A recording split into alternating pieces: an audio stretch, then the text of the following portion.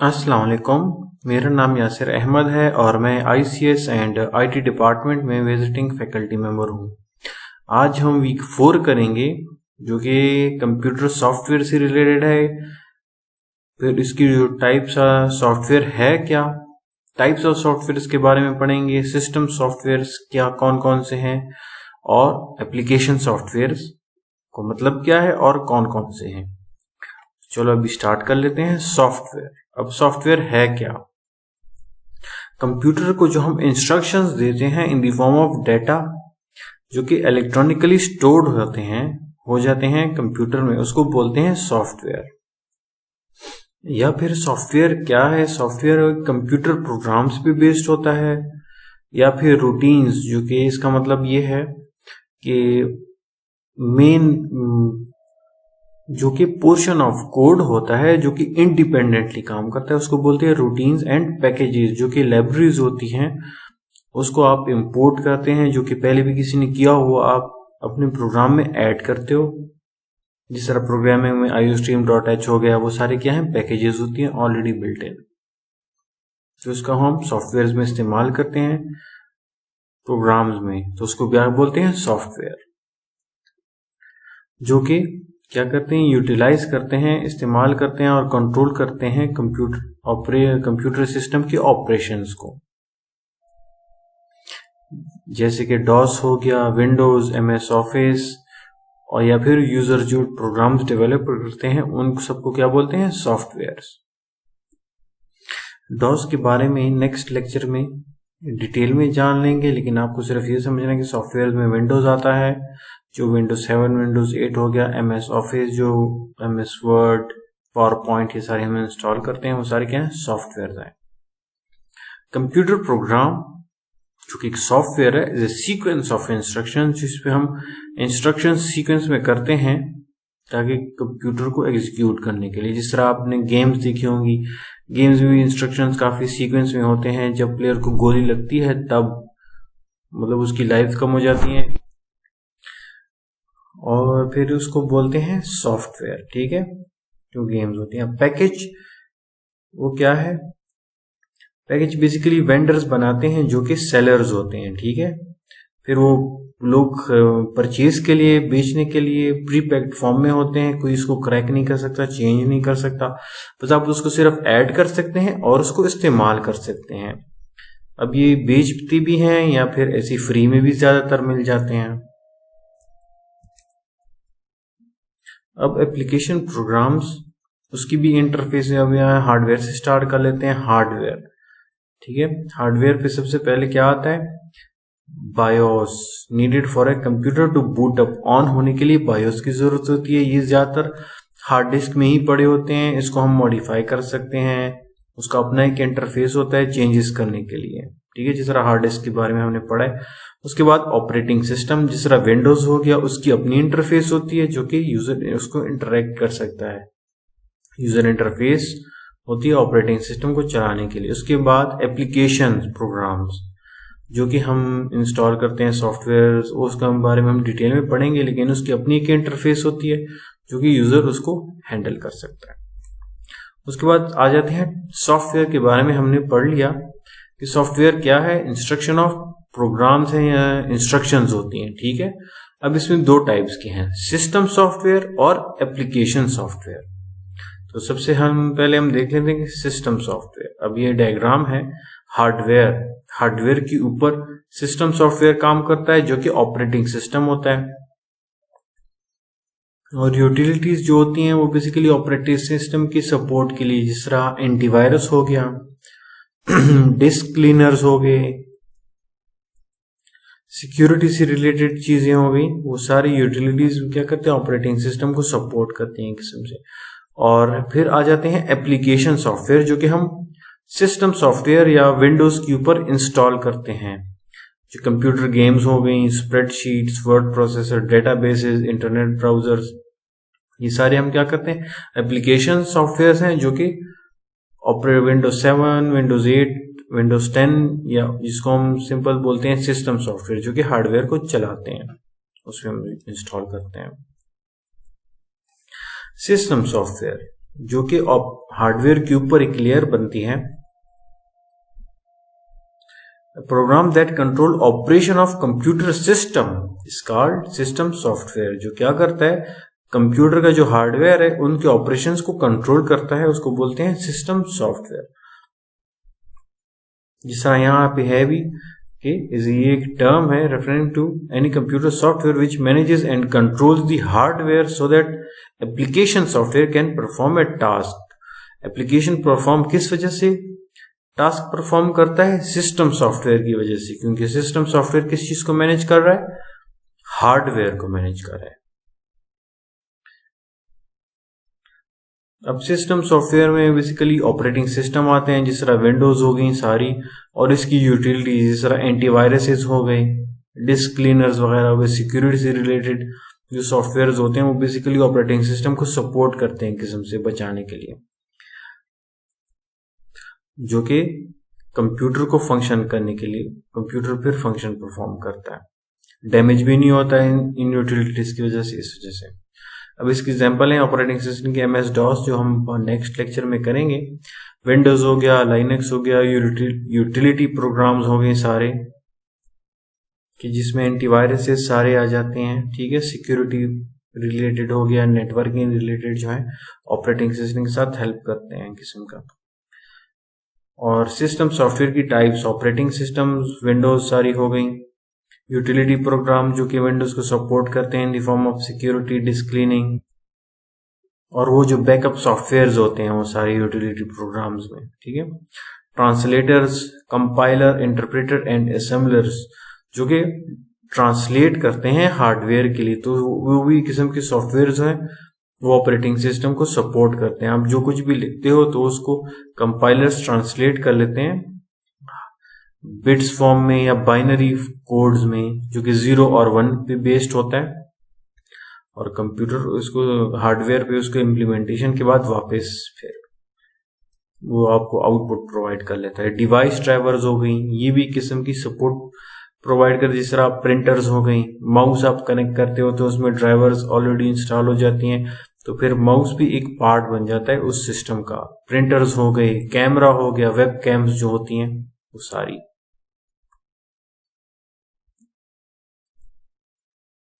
Operating system में integrated set of programs होते हैं। जिस तरह आपने देखा भी होगा कंप्यूटर्स में बहुत ज्यादा पार्ट्स होते हैं जिनका अपना अपना काम होता है, तो ऑपरेटिंग सिस्टम एक किस्म के उस सारे पार्ट्स के जो प्रोग्राम्स हैं उनको एक तरीके से एक साथ एग्जीक्यूट करता है, ताकि कंप्यूटर के हार्डवेयर में जितनी भी रिसोर्सेज हैं वो सारी की सारी इस्तेमाल हो। और साथ में ऑपरेटिंग सिस्टम एक सॉफ्टवेयर, कोर सॉफ्टवेयर है, जो कि एक यूजुअल डिवाइस बनाता है कंप्यूटर को। अगर ये ऑपरेटिंग सिस्टम ना हो तो फिर ये सिर्फ कमरा गर्म करने के लिए ठीक है, क्योंकि इससे और काम आप ले नहीं सकते जब तक कि ऑपरेटिंग सिस्टम साथ ना हो आपके। बल्कि ये सारे एक क्या करता है, प्रोग्राम्स को इनेबल करता है, यूजफुल मतलब अच्छे तरीके से प्रोग्राम्स को चलाता है हमारे लिए। या फिर इसको हम इस तरह कह सकते हैं कि ऑपरेटिंग सिस्टम ऑर्गेनाइज करता है और कंट्रोल करता है हार्डवेयर को बहुत अच्छे तरीके से, क्योंकि जिस तरह ज्यादा हम लोड इस पे डालते हैं तो उतनी ही तरीके से ये हार्डवेयर को मैनेज करता है और हमारे लिए आउटपुट प्रोवाइड करता है।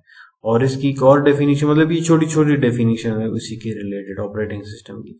या फिर ये इसको हम इस तरह कह सकते हैं कि इंटरफेस है एप्लीकेशन प्रोग्राम, जो कि हम एप्लीकेशंस रन करते हैं, जिस तरह MS वर्ड हो गया, पावर पॉइंट हो गया, गेम्स हो गई, वीडियोस हो गई, उन एप्लीकेशन प्रोग्राम्स के लिए। और मशीन, मतलब अगर हम 3 लेयर्स में इसको डिवाइड कर लें, ठीक है, तो सबसे नीचे लेयर वाला हार्डवेयर हो गया, उसके बाद ऑपरेटिंग सिस्टम, और उसके बाद एप्लीकेशन प्रोग्राम्स, ठीक है।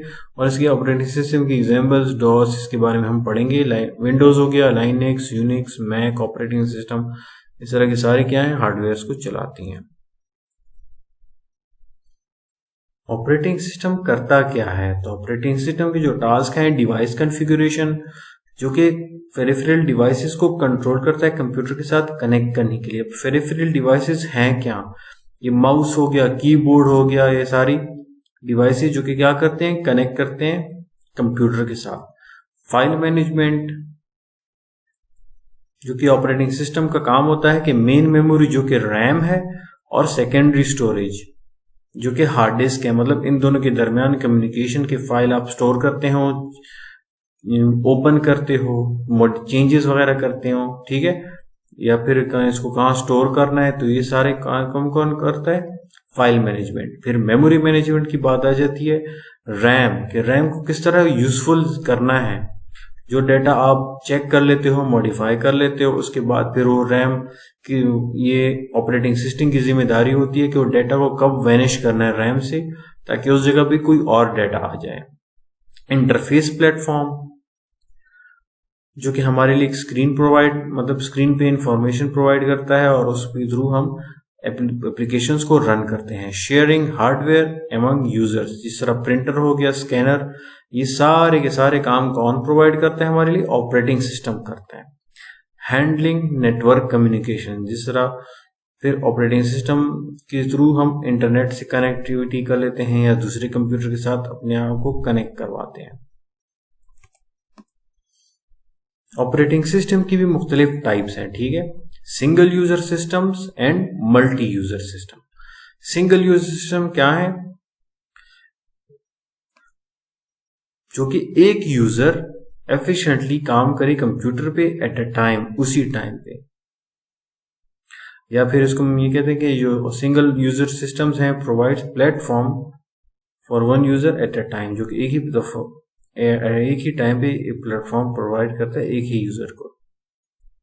और इस वजह से हम कह सकते हैं कि एक यूजर जो कि कीबोर्ड इस्तेमाल कर रहा है और एक ही मॉनिटर जो कि स्क्रीन के साथ वो इंटरेक्शन कर रहा है।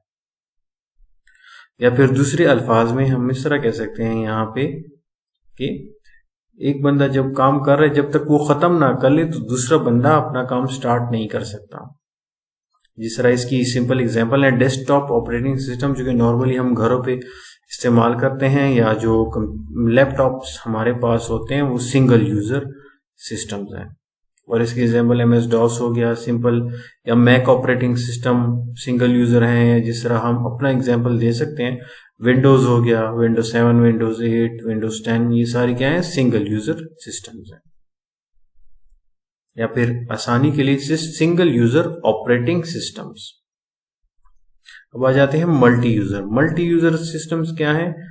जो कि बहुत ज्यादा यूजर्स उस एक ही टाइम पे उस कंप्यूटर को एक्सेस कर सकें।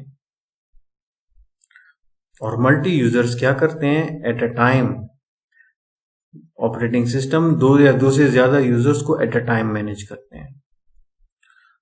और इस वजह से मुख्तलिफ यूजर जो होते हैं वो इसका बहुत ज्यादा इनकी रिसोर्सेज का फायदा उठा लेते हैं। एक ही ऑपरेटिंग सिस्टम एक होता है लेकिन यूजर्स फिर उस पर बहुत ज्यादा एट अ टाइम काम करते हैं। और ये एक्सेस बेसिकली नेटवर्क के थ्रू होता है, ठीक है, क्योंकि एक ऑपरेटिंग सिस्टम पे आप बैठ नहीं सकते, तो एक नेटवर्क के थ्रू या वायर्स के थ्रू कनेक्टिविटी होती है उस ऑपरेटिंग सिस्टम के लिए। और इस वजह से आपको इंतजार नहीं करना पड़ता मल्टी यूजर में। लेकिन इसमें सबसे इंपॉर्टेंट क्या है? Time sharing. जिस तरह आप लोगों ने देखा भी होगा कंप्यूटर पे आप मुख्तलिफ, मतलब आप अपनी गेम भी कर रहे हो और उसके साथ सॉन्ग्स भी प्ले कर रहे हो, तो किस तरह एक ऑपरेटिंग सिस्टम पे वो सारी टाइम शेयरिंग इस तरह की होती है, आपको पता ही नहीं चलता। हालांकि रुक रुक के काम हो रहा होता है, गेम्स भी आप खेल रहे हैं और उसके साथ साथ आपने एक किस्म की सॉन्ग्स भी लगाए हुए हैं। तो इसी तरह मल्टी यूजर सिस्टम में भी इस तरह ही होता है कि मुख्तलिफ यूजर को इस तरह टाइम शेयरिंग किया होता है कि उनको पता ही नहीं चलता कि एट अ टाइम मैं काम कर रहा हूँ, इसके साथ मेरे साथ 15-20 और यूजर भी इसी ही ऑपरेटिंग सिस्टम पे काम कर रहे हैं। तो टाइम शेयरिंग इसका इंपॉर्टेंट पॉइंट है इसमें से। और इसके एग्जांपल में मेन फ्रेम और सुपर कंप्यूटर्स आते हैं, जो कि मल्टी यूजर सिस्टम्स हैं, जो कि बहुत ज्यादा हैवी हैं या बहुत ज्यादा तेज काम करते हैं, उनकी जो प्रोसेसर स्पीड बहुत ज्यादा होती है। और फिर मल्टी यूजर की एग्जांपल है यूनिक्स, विंडोज, ये सारी यूज होती हैं, लेकिन मल्टी मेन फ्रेम कंप्यूटर और सुपर कंप्यूटर्स पे काम होता है। यूटिलिटी प्रोग्राम्स के बारे में हमने पढ़ा भी है अभी। ये सॉफ्टवेयर की टाइप है जो कि स्पेसिफिक टास्क परफॉर्म करती हैं और जो कि मैनेजिंग करती हैं कंप्यूटर सिस्टम और उससे रिसोर्सेज से रिलेटेड। ये ज्यादातर बिल्ट इन होती हैं ऑपरेटिंग सिस्टम के साथ, या फिर आप डाउनलोड कर सकते हो इंटरनेट से। और इसकी एग्जांपल है जिस तरह हम फाइल्स फाइंड करते हैं, ट्रबल शूटिंग है, या फिर रिपेयरिंग से रिलेटेड प्रॉब्लम्स आती हैं, या फिर जिस तरह हमने पहली बात की एंटीवायरस से रिलेटेड, डिस्क क्लीनिंग से रिलेटेड हो गया। तो वो सारी यूटिलिटी प्रोग्राम्स हैं जो कि ऑपरेटिंग सिस्टम को सपोर्ट करती हैं। ये स्मॉल प्रोग्राम होता है जो कि एक एडिशन कैपेबिलिटीज प्रोवाइड करता है ऑपरेटिंग सिस्टम के लिए। जिसकी एग्जांपल है data compression software, disk managers, file managers, ये सारी इसकी एग्जांपल्स हैं।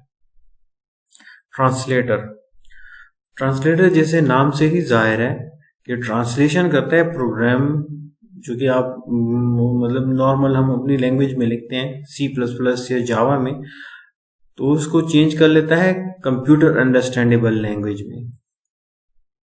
जिस तरह हार्डवेयर के जो कि हार्डवेयर समझता है बिट्स में या बाइनरी लैंग्वेज में, जिसकी मीनिंग नहीं बदलती लेकिन इसका स्ट्रक्चर बदल जाता है। और इसकी टाइप्स हैं कंपाइलर, इंटरप्रेटर और असेंबलर। तो ये सारी क्या है, ये ट्रांसलेटर्स हैं बिटवीन, इसको हम इस तरह कह सकते हैं, यूजर या प्रोग्रामर और हार्डवेयर के दरमियान क्या होते हैं, ट्रांसलेटर्स होते हैं जो कि समझाते हैं फिर हार्डवेयर को, या फिर हार्डवेयर जो आउटपुट प्रोवाइड करता है वो यूजर अंडरस्टैंडेबल लैंग्वेज में उसको कन्वर्ट कर लेता है। कंपाइलर हो गया। कंपाइलर है क्या? कंपाइलर एक प्रोग्राम्स हैं जो कि source code, programming language source code जो कि यूजर अंडरस्टैंडेबल होती हैं, उसको टारगेट में कन्वर्ट करते हैं कंप्यूटर लैंग्वेज में जो कि बाइनरी है। उसको क्या बोलते हैं, ऑब्जेक्ट कोड। बाइनरी फॉर्म में कन्वर्ट कर लेता है जो कि टारगेट लैंग्वेज है, लेकिन उसको क्या बोलते हैं, ऑब्जेक्ट कोड बोलते हैं। और उसको फिर the most common reason for converting source code is create an executable program. जिस तरह आपने देखा भी होगा .exe लिखा होता है, आप कोई फाइल्स डाउनलोड करते हो, जब ओपन करते हो .exe का मतलब यह है कि वो ऑलरेडी कंप्यूटर अंडरस्टैंडेबल लैंग्वेज में कन्वर्ट हो चुका है, या ऑब्जेक्ट कोड में कन्वर्ट हो चुका है, या टारगेट लैंग्वेज में जो कि कंप्यूटर अंडरस्टैंडेबल है। सोर्स कोड हमारे लिए जो कि हम फिर इंस्ट्रक्शंस लिखते हैं अपनी लैंग्वेज में, फिर उसको वो कन्वर्ट कर दिया जाता है टारगेट लैंग्वेज में, जिसको हम ऑब्जेक्ट कोड कहते हैं या बाइनरी फॉर्म, और जो कि फिर एग्जीक्यूटेबल फॉर्म में होता है। बेसिकली कंपाइलर क्या है, वो ट्रांसलेट करता है सोर्स कोड या हाई लेवल लैंग्वेजेस जो कि हम नॉर्मल जो कि ह्यूमन अंडरस्टैंडेबल लैंग्वेजेस होती हैं, जिस तरह C++ पे हम काम करते हैं, वो हाई लेवल लैंग्वेजेस हैं, टू लोअर लेवल लैंग्वेज जो कि असेंबली लैंग्वेज हो गया, या फिर मशीन कोड हो गया 0 1 या बाइनरी। जिस तरह यहाँ पे लिखा हुआ भी है, compiler translates the entire program into binary code before anything is sent to the CPU for execution. तो कंपाइलर का काम क्या है, वो पूरे प्रोग्राम को बाइनरी कोड में कन्वर्ट कर लेता है उससे पहले कि वो उसको CPU के एग्जीक्यूशन के लिए या प्रोसेस के लिए भिजवा दे। जिस तरह मैं अगर लिखूं 2+3, ठीक है, मैं हाई लेवल लैंग्वेज C++ में लिखूंगा, जैसे ही मैं इसको एग्जीक्यूट करता हूं तो उसके बाद कंपाइलर का काम ये होता है कि 2 और 3 और प्लस को बाइनरी कोड में कन्वर्ट कर लेता है और उसको फिर CPU को भिजवा लेता है प्रोसेस करने के लिए। और जब CPU प्रोसेस कर ले तो उसका रिजल्ट वापस मुझे कंपाइलर ट्रांसलेट करके हाई लेवल लैंग्वेजेस में कन्वर्ट कर ले, जिसको हम आसानी से समझ सकते हैं। अब कंपाइलर की बेसिक जो लैंग्वेजेस हैं C++ हैं, ठीक है। जिस तरह यहां नजर आ रहा है कि सोर्स लैंग्वेज को semantically equivalent program written in target language, इसकी जो मीनिंग है वो चेंज नहीं होती, ठीक है, सिमेंटिक मीनिंग। आपने जो लिखा है उसको टारगेट में कन्वर्ट कर लेता है, लेकिन उसकी मीनिंग चेंज नहीं होती, सिर्फ सेंटेक्स या जो कोड होता है वो चेंज हो जाता है टारगेट प्रोग्राम में या कंप्यूटर अंडरस्टैंडेबल प्रोग्राम में। अब कंपाइलेशन के दौरान एरर आ सकते हैं। कंपाइलर क्या करता है, पूरा का पूरा कंपाइल कोड को रीड कर लेता है। इनकेस अगर वहां पे उसको समझ नहीं आ रहा तो आपको वो एरर मैसेज दे देगा कि आप इसको करेक्ट कर लें। करेक्शन के बाद जब आप दोबारा इसको कंपाइल करेंगे और इनकेस अगर एरर ना आया तो फिर उसको कंप्यूटर अंडरस्टैंडेबल लैंग्वेज में कन्वर्ट कर लेता है।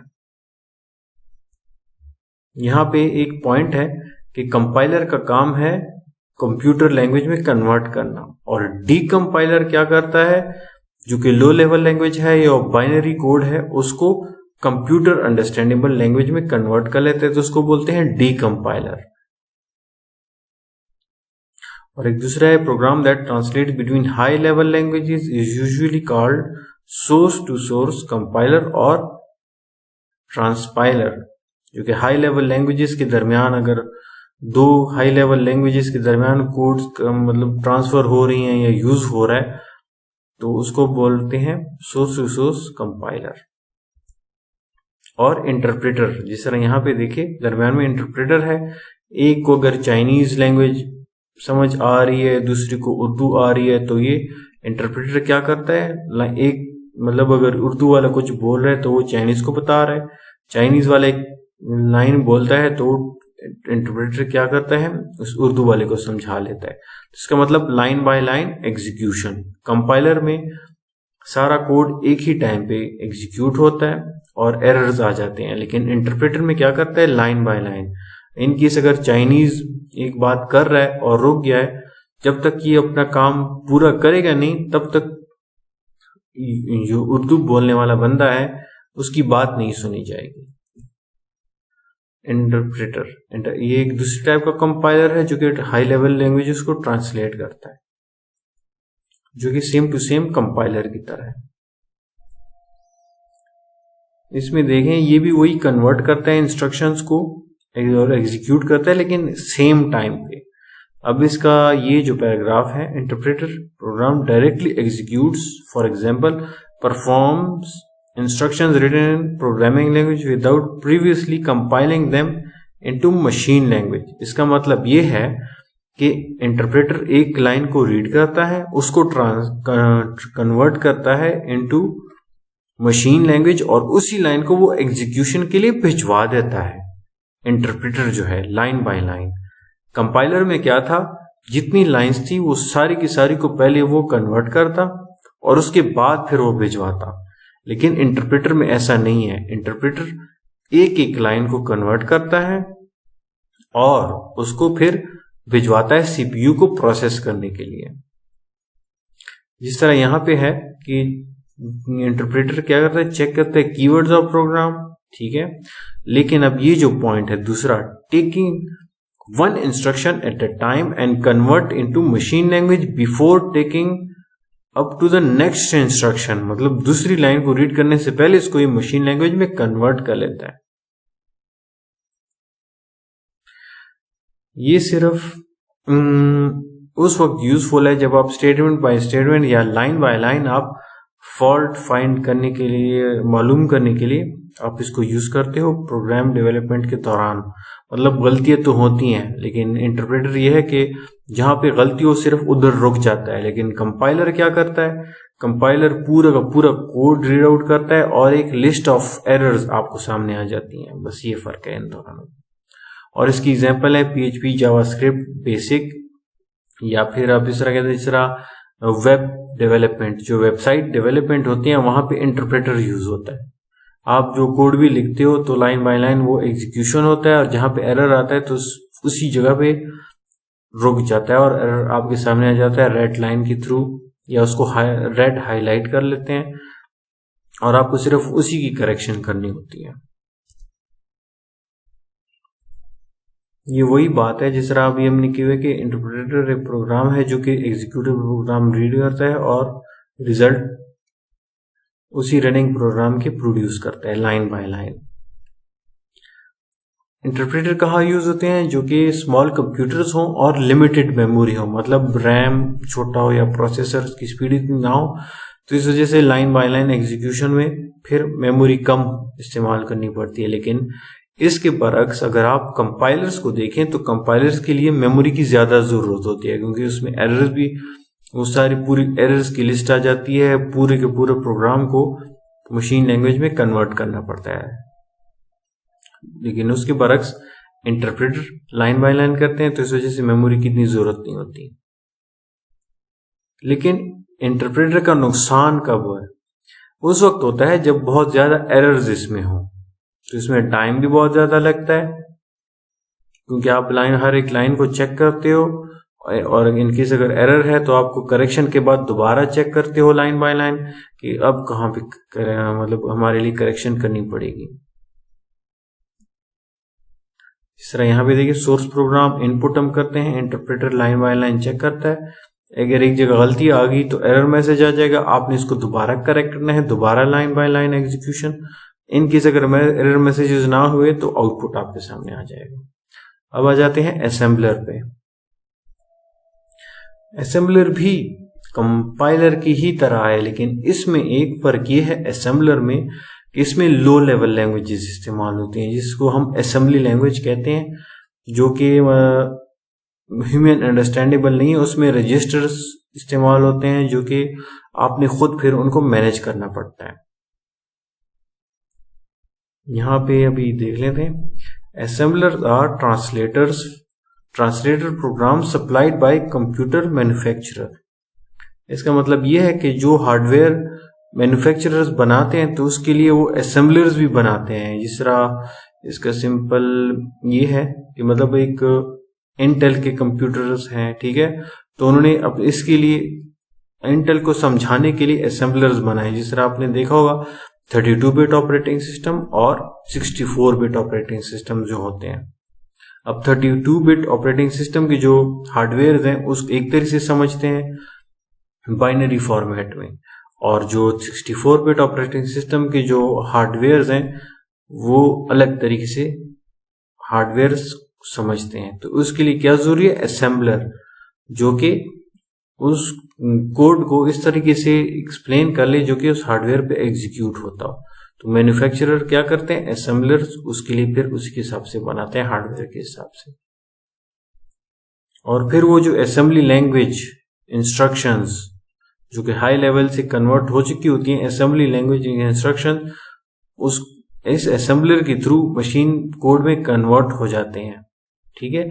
जो कि कैसे कि जो कि असेंबलर्स मैन्युफैक्चरर ने असेंबलर बनाए हुए हैं और उसी असेंबलर के थ्रू मशीन कोड जनरेट हो जाता है। तो जारी बात है, जिस मैन्युफैक्चरर ने असेंबलर बनाया हुआ है उस कंप्यूटर के हार्डवेयर से रिलेटेड, तो वो मशीन कोड उसी मैन्युफैक्चरर के कंप्यूटर पे ही रन होगा। ऐसा नहीं है कि आप एक असेंबलर आप यूज कर रहे हो और एक ही असेंबलर को आप जो दूसरे कंप्यूटर इंटेल के अलावा, जिस तरह मैक ऑपरेटिंग सिस्टम हो गया, ये यूनिक्स के लिए जो कंप्यूटर्स बने हैं, ये असेंबलर आप उस पे ट्राई करें तो उस पे मशीन कोड एग्जीक्यूट नहीं होगा। तो इसी तरह वो सब पूरा का पूरा प्रोग्राम आप असेंबली लैंग्वेज में लिखते हैं और असेंबलर उसको कन्वर्ट कर लेता है मशीन लैंग्वेज में, और फिर वो सिर्फ उसी मशीन पे एग्जीक्यूट होगा जो इसकी जिस मशीन के मैन्युफैक्चरर ने वो असेंबलर बनाया हुआ है। अब यहाँ पे देखें, एन असेंबलर इनेबल्स, अब असेंबलर क्या है? जो कि मैन्युफैक्चरर ने बनाया है उस हार्डवेयर के लिए। enables software and application developer to access and operate and manage a computer's hardware, architecture and components। अब कंप्यूटर के जो हार्डवेयर है वो जारी बात है उस मैन्युफैक्चरर ही जानता है कि इस हार्डवेयर को किस तरह मैनेज करना है, किस तरह यूटिलाइज करना है, तो वो इस असेंबलर के थ्रू ही कर सकते हैं जो कि मैन्युफैक्चरर प्रोवाइड करता है। इसी वजह से असेंबलर को हम कंपाइलर ऑफ असेंबली लैंग्वेज भी कहते हैं, ठीक है, जो कि लो लेवल लैंग्वेज है लेकिन बेसिकली ट्रांसलेट करता है प्रोग्राम को इनटू बाइनरी कोड या मशीन कोड। और इसके लिए निमोनिक ऑपरेशन कोड इस्तेमाल होते हैं, जो कि मतलब हम ये कह सकते हैं कि नॉर्मल जो हम कोड लिखते हैं हाई लेवल लैंग्वेजेस में इससे बहुत ज़्यादा मुख्तलिफ होता है और मशीन लैंग्वेज के करीब तरीन होता है। इसमें हम रजिस्टर्स यूज़ करते हैं बहुत ज़्यादा, इसकी अपनी मतलब इनकी अपनी लिमिटेशंस हैं उनकी, तो उसको ख़ास तरतीब से हम यूज़ करते हैं। जो कुछ हमने पढ़ा है पिछली स्लाइड में, तो ये उसका सिंपल डायग्राम है कि जो कुछ हम लिखते हैं तो वो सोर्स प्रोग्राम है। निमोनिक कोड इस्तेमाल होते हैं in the form of registers वगैरह हो गए, इनके अपने खास सिंबल्स होते हैं जो कि नॉर्मली हम यूज़ नहीं करते, और इसको लो लेवल लैंग्वेज है। तो असेंबलर उसको कन्वर्ट कर लेता है ऑब्जेक्ट कोड में या बाइनरी कोड में या कंप्यूटर हार्डवेयर अंडरस्टैंडेबल कोड में, जो कि 0 और 1 होते हैं। अब आ जाते हैं डिवाइस ड्राइवर्स के। ये क्या है? ये कंप्यूटर प्रोग्राम्स हैं जो कि क्या ऑपरेट या कंट्रोल करते हैं उस डिवाइस को जो कि आपने अटैच किया हुआ है कंप्यूटर के साथ, जैसे माउस हो गया, keyboard, CD drive, USB, printers. ये सारे क्या हैं? ये डिवाइसेस हैं और इनके अपने ड्राइवर्स होते हैं, जो कि इसको हम दूसरे अल्फाज में ये कह सकते हैं कि ये ऑपरेटिंग कंप्यूटर का एक पार्ट बन जाते हैं। Many device drivers are built in operating system. अब बहुत ज़्यादा डिवाइस ड्राइवर्स जो कि जनरली बहुत ज़्यादा इस्तेमाल होते हैं, उनकी जो ड्राइवर्स होते हैं ऑपरेटिंग सिस्टम में ऑलरेडी इंस्टॉल्ड होते हैं। जिस तरह आपने देखा होगा विंडोज 7, विंडोज 8 हैं, वो थोड़ी ओल्ड वर्जन हैं, ठीक है। तो उसमें अब वो जब आप डिवाइसेस कनेक्ट करते हैं तो उसमें फिर इंस्टॉलेशन की ज़रूरत होती थी ड्राइवर्स की, लेकिन आप अगर विंडोज 10 यूज़ कर रहे हैं तो बहुत ज़्यादा डिवाइसेस के लिए आपको ड्राइवर इंस्टॉल करने की ज़रूरत ही नहीं पड़ेगी। डिवाइस ड्राइवर्स प्रोग्राम्स हैं किस्म की जो कि हार्डवेयर डिवाइसेस को हैंडल करते हैं या मैनेज करते हैं। जिस तरह यूएसबी हो गया, प्रिंटर्स हो गए, उन प्रिंटर्स को फिर वो हैंडल करते हैं। जिस तरह यहाँ सिंपल एग्जांपल है कि एप्लीकेशन, जिस तरह हम इसको पावर पॉइंट कहते हैं या फिर MS वर्ड कहते हैं, ठीक है, जिसमें आपने कुछ टाइप किया हुआ है, लेटर टाइप किया हुआ है, तो आप प्रिंट करना चाहते हो तो उस प्रिंट पे क्लिक करते हो। जब आप क्लिक करते हो तो ये ऑपरेटिंग सिस्टम को कॉल कर लेता है, बता देता है कि मैंने ये पेज प्रिंट करना है। तो फिर ऑपरेटिंग सिस्टम क्या करता है, इस इंफॉर्मेशन को डिवाइस ड्राइवर को भिजवा लेता है जो कि प्रिंटर कनेक्टेड होता है कंप्यूटर के साथ। तो डिवाइस ड्राइवर को ये डेटा भिजवा लेता है इंस्ट्रक्शंस के साथ, और फिर प्रिंटर क्या करता है, तो ये सारा का सारा कंट्रोल प्रिंटर संभाल लेता है, ये ड्राइवर, ठीक है। Printer driver handles all the control of printer. तो इसके जरिए फिर वो पेज प्रिंट हो जाता है। और कौन इसको हैंडल करता है? ये ड्राइवर प्रिंटर का। एप्लीकेशन सॉफ्टवेयर जो कि हम नॉर्मली यूज करते हैं रियल वर्क फॉर यूजर्स के लिए, और ये बहुत ज़्यादा इस्तेमाल होते हैं। जिस तरह इसकी एग्जांपल है word processor, spreadsheet, database, accounting, communication software, graphical designing packages. ये सारी क्या है? एप्लीकेशन सॉफ्टवेयर हैं। और इसमें सारी गेम्स भी आ जाती हैं, मतलब गेम्स हो गई, MS वर्ड हो गया, पावर पॉइंट हो गया, ये सारी चीज़ें भी आती हैं, लेकिन इनको बस थोड़ा बहुत एक्सप्लेन किया हुआ है नेक्स्ट स्लाइड्स में। वर्ड प्रोसेसिंग, इसका मतलब है जो हम एप्लीकेशंस लिखते हैं या टाइपिंग जो करते हैं, ठीक है, उसमें फिर एडिटिंग डॉक्यूमेंट्स जिसमें हम एडिट वगैरह करते हैं सारी, तो वो क्या कर एडिटिंग वगैरह करते हैं। जिस तरह आप इसकी सिंपल एग्जांपल ले लें MS वर्ड की, तो इसमें क्या होता है, स्पेलिंग चेकिंग होती है, स्पेलिंग चेक वगैरह करते हैं, फॉर्मल लेआउट्स चेंज करते हैं कि मार्जिन्स क्या करनी चाहिए, लाइंस के दरमियान स्पेसिंग हमने कितनी करनी चाहिए हर एक लाइन के साथ, बोल्ड प्रिंट्स, इटालिक और अंडरलाइंड, ये सारे काम हम किस में करते हैं? MS वर्ड में, जो कि वर्ड प्रोसेसर्स है। फिर सेंटर लाइंस में text line up, left side of the paper और right side of the paper, किस तरह हमने टाइप करना, लाइन स्पेसिंग, कितना स्पेस होना चाहिए, फॉन्ट साइज हो गया, बुलेट्स एंड नंबरिंग, ये सारे कैसे किस में होते हैं? वर्ड प्रोसेसर या MS वर्ड हो गया। पेज नंबरिंग या पावर पॉइंट भी इसमें आता है, PDF में, ये सब में। Save the document so it can be used again, print the document, इसके एग्जांपल्स क्या है, वर्ड परफेक्ट हो गया, वर्ड स्टार हो गया, MS वर्ड हो गया, ये सारी इसकी एग्जांपल है जिसको क्या बोलते हैं, वर्ड प्रोसेसर्स है। स्प्रेडशीट्स की सबसे पहले एग्जांपल आज देख लें, माइक्रोसॉफ्ट एक्सेल, MS एक्सेल जो है, जिसमें मुख्तलिफ किस्म के फार्मूलेज होते हैं, फार्मूला वगैरह हम इस्तेमाल करते हैं समेशन की, फिर इसके अलावा मल्टीप्लिकेशन, एडिशन, ये सारे इसके फार्मूले होते हैं जो कि इन the form of rose and columns data होता है। तो बस आप एक रो पे फार्मूला अप्लाई कर लें, उसको कॉपी करके बाकी सब पे आप अप्लाई कर सकते हैं, तो बहुत ज़्यादा आसान कैलकुलेशन वगैरह होती हैं इसमें। और यहाँ पे देखिए, spreadsheet is a group of values and other data organised in rows and columns, जो कि MS एक्सेल में भी होता है, रोज और कॉलम्स में। जैसे मैंने पहले ही बताया कि एक रो का डाटा आप ऑर्गेनाइज कर लो, एक कॉलम में, उसको कॉपी करके आप पूरे के पूरे रोज पे इम्प्लीमेंट कर सकते हो, तो आपको हर एक रो पे वो फॉर्मूला अप्लाई करने की जरूरत ही नहीं होती। तो इस वजह से इसको बोलते हैं स्प्रेडशीट्स।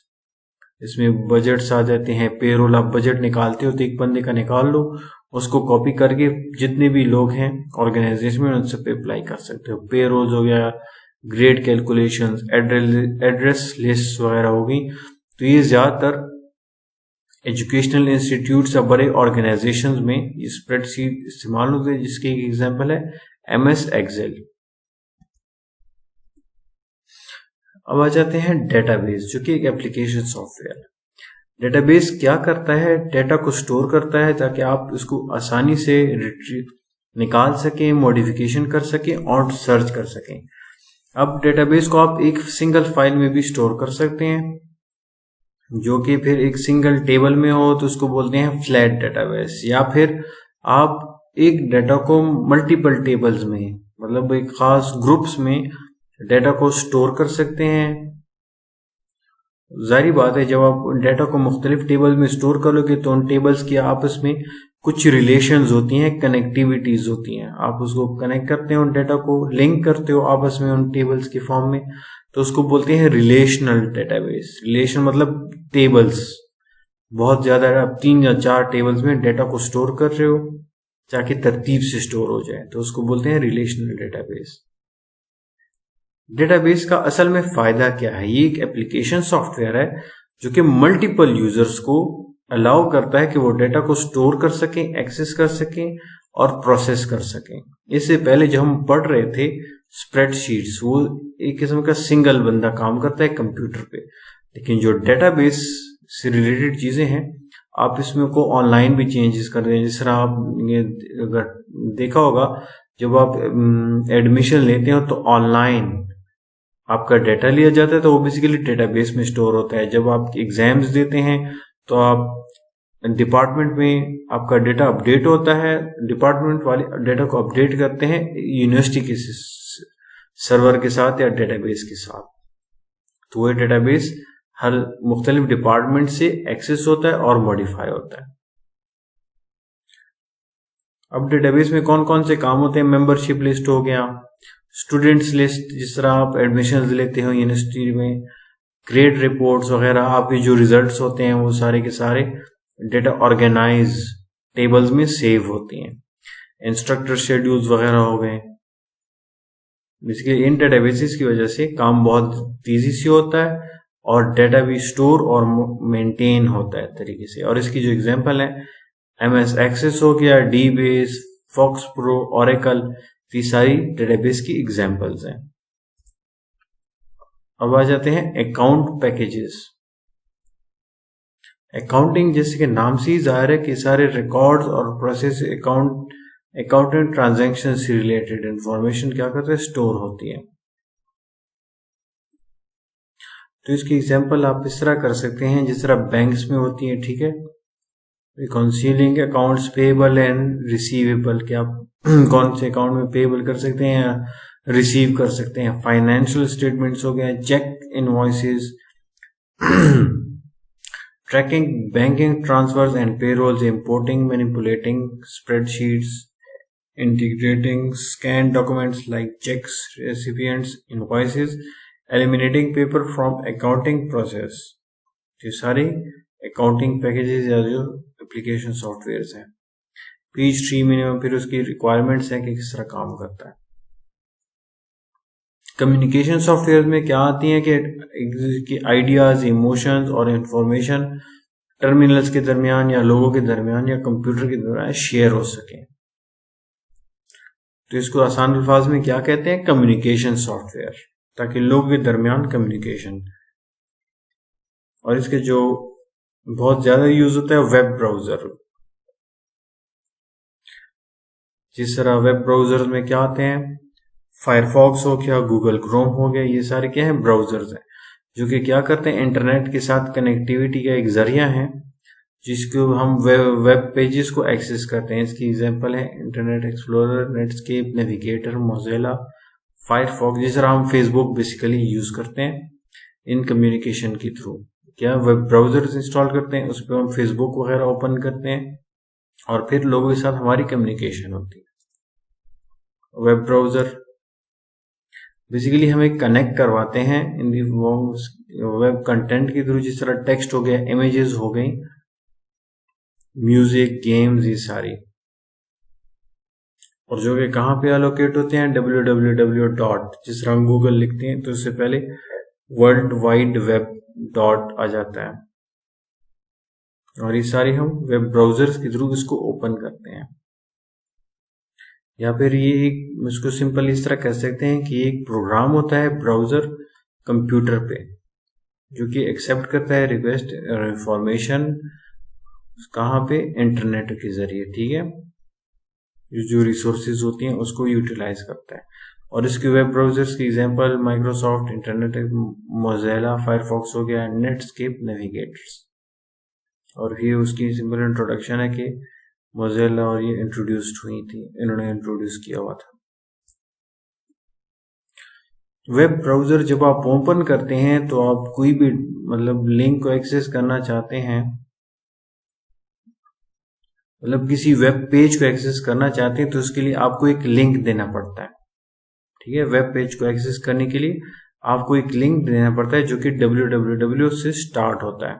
जिस तरह आप फेसबुक ओपन करते हो तो वो एक वेब पेज है, तो आप ब्राउजर के थ्रू facebook.com लिखते हो, www.facebook.com, तो आपने उस वेब पेज को एक्सेस करते हो अपने ब्राउजर के थ्रू, तो ओपन हो जाता है। तो कुछ भी लिंक कुछ भी हो सकता है। तो इसमें फिर एग्जांपल्स, तो जब आप लिंक पे क्लिक करते हो तो उसमें ग्राफिकल टेक्स्ट वगैरह भी आ जाते हैं, टेक्स्ट, इमेजेस और कलर्स वगैरह। और ईमेल भी आप ओपन कर सकते हो वेब पेज, ईमेल के याहू, जीमेल, हॉटमेल, उस वेब पेज ओपन करते हो, फिर आप उस पर ईमेल वगैरह भी भिजवा सकते हैं।